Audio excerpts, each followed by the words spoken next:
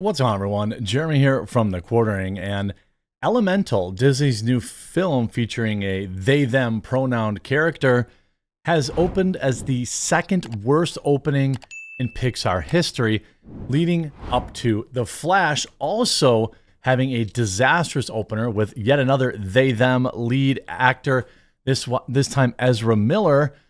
Film now projected to lose $350 million. I love it.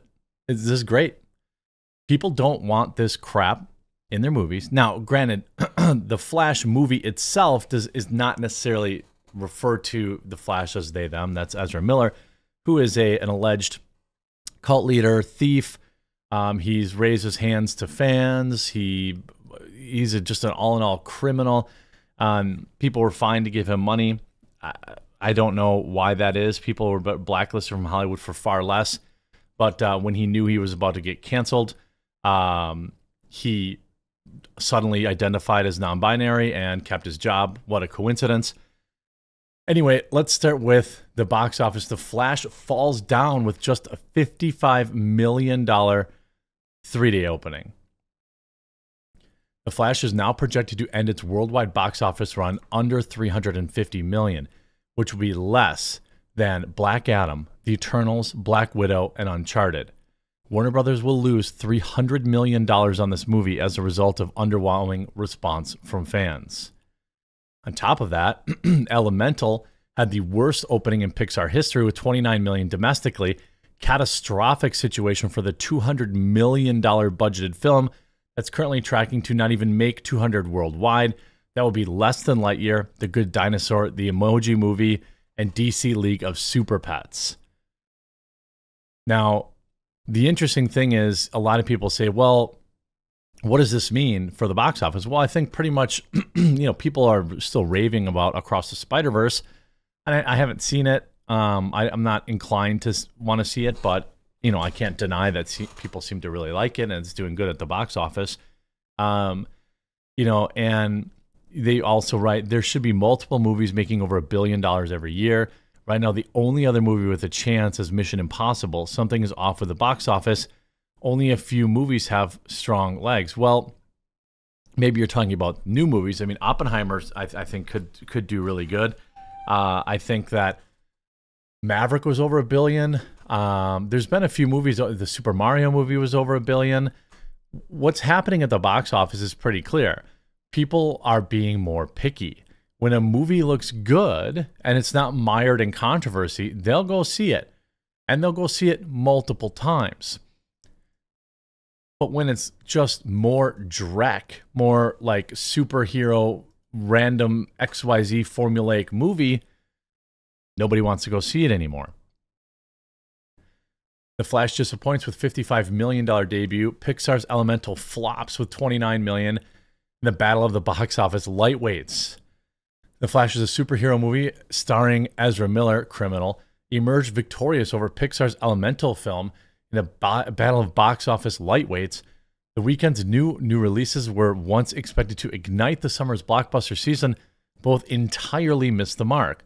The Flash stumbled with $55 million, and Elemental collected not even $30 million in their respective debuts. Both films fell short of already low expectations.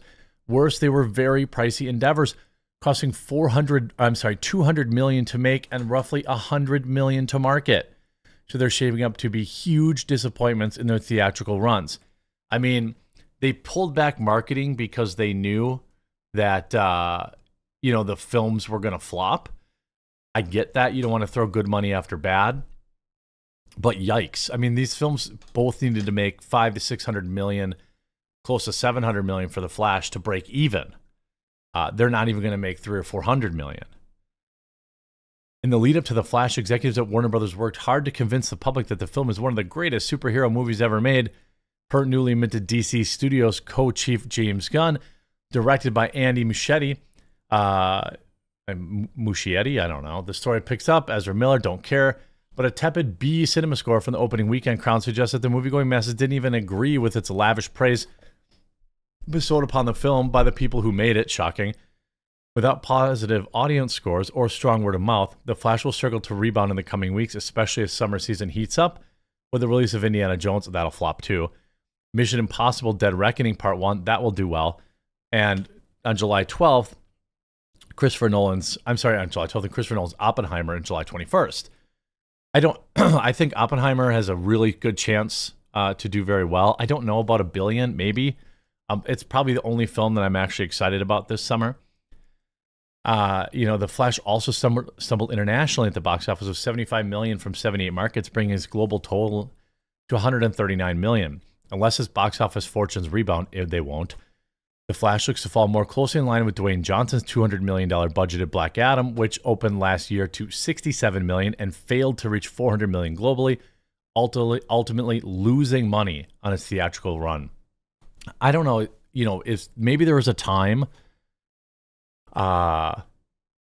there's a time in history where it was worse, but doesn't it seem like there's just nonstop huge money losers for Hollywood? The era of just putting out a superhero film and making $1 billion is gone. You can still do well if the superhero film is very good. For example, the Spider-Man series. I bet you if the new Spider-Man movie came out this summer, it'd make $1 billion. I mean, assuming it was good. You could, conceivably, Guardians of the Galaxy, they have a strong fandom, but, I think just a lot of people are over it. A lot of people, oh, okay, haha, joke. Oh, it's so funny. Everything's going bad around you, but haha, funny joke. People are they're so formulaic that eventually people just got used to it. Analysts believe several factors, one of them being unenthusiastic audience reactions are to blame for the film's initial turnout. Another rollback is The Flash landed on the big screen without a traditional promotional push. That's because Ezra Miller has become a controversial figure in recent years due to legal troubles and allegations of hitting people.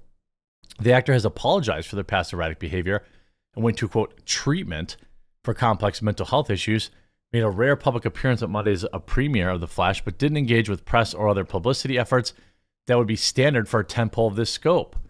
They never should have released this movie. They should have walked away from it. Elemental, an animated adventure about opposites who attract, added a muted $15 million in international.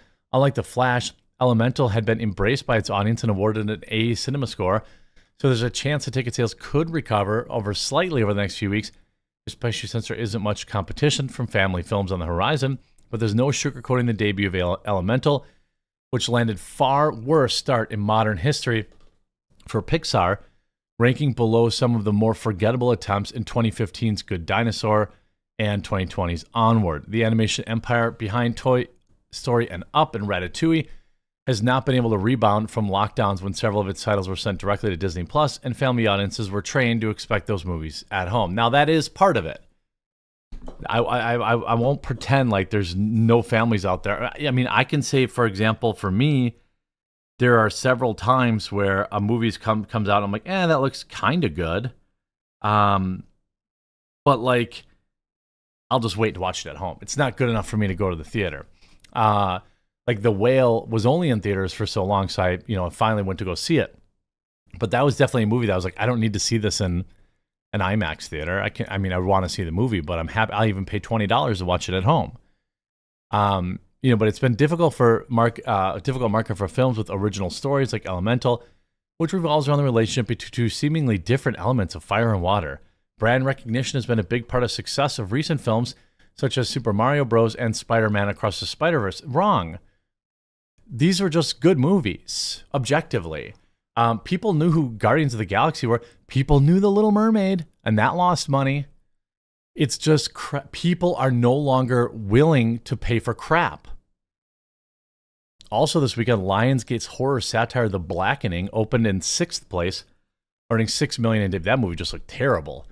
Directed by Tim Story, the film pokes fun at common horror tropes that black characters are often first to die, and follows a group of black friends who gather at a remote cabin to celebrate Juneteenth.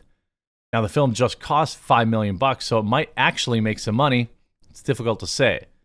Maybe it's funny. I don't know. It just seemed like a Scary Movie ripoff, like that franchise.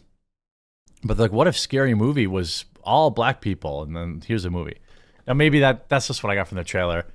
didn't really pique my interest. But you know, I think that people, you know, families are sick of taking their, you know, kids to see Disney movies. Maybe they'll let them watch them at home. Maybe people are waiting to hear, hey, is there some sort of, you know, the message going on in this movie? But ultimately, all these movies this summer are tanking. You know, like Little Mermaid, maybe will break even. All of this stuff. It's because people are not willing to pay for trash, and people are not willing to pay for woke trash.